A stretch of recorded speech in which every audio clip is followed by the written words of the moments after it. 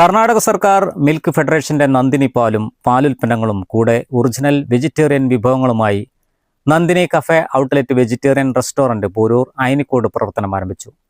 സ്ഥാപനം പോരൂർ ഗ്രാമപഞ്ചായത്ത് president K Pushpavalli teacher ഉദ്ഘാടനം നിർവഹിച്ച് നാടിന് സമർപ്പിച്ചു.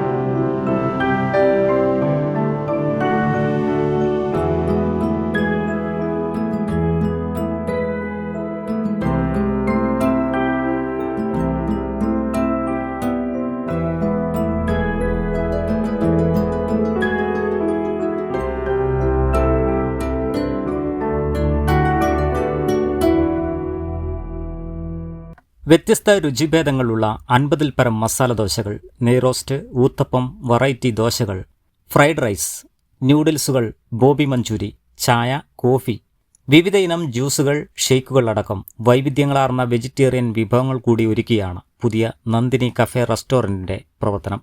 നന്ദിനിയുടെ പാൽ, തൈര്, നെയ്യ്, ഐസ്ക്രീം തുടങ്ങിയ എല്ലാ വിഭവങ്ങളും മൊത്തമായും ചില്ലറയായും ഇവിടെ നിന്നും ലഭിക്കും. താലൂക്ക് തല വിതരണം നടത്തുന്ന അംഗീകൃത ഏജൻസിയായ നന്ദിനിയുടെ മേഖലയിലെ 2ാമത്തെ ഷോപ്പിനാണ് അയനിക്കോട് തുടക്കം കുറിച്ചത്.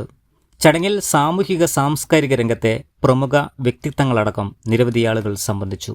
പരിപാടികൾക്ക് മാനേജിംഗ് ഡയറക്ടർമാരായ അനൂപ്, രതീഷ് ബാബു എന്ന ഉണ്ണി എന്നിവർ നേതൃത്വം നൽകി. Business desk, W vision news.